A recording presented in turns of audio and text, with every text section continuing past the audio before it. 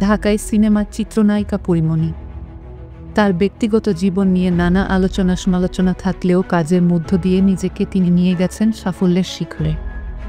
অভিনয়ের পাশাপাশি সামাজিক যোগাযোগ মাধ্যমেও তিনি বেশ সরব রয়েছেন। বিভিন্ন সময় নিজের ভালো লাগার বিষয়গুলো ভক্ত অনুরাগীদের মাঝে তুলে ধরতে পছন্দ করেন পরী। সামাজিক যোগাযোগ মাধ্যমে পরীমণি মধ্যরাতে আলো আঁধারের মাঝে তোলা কিছু ছবি ভক্ত অনুরাগীদের মাঝে শেয়ার করেছেন, যেখানে নিজেকে লক্ষ্মী পেঁচা বলে উল্লেখ করেছেন। শেয়ার করা ছবিতে দেখা যায় মধ্যরাতে দোলনায় খোশমেজাজে বসে আছে পরী।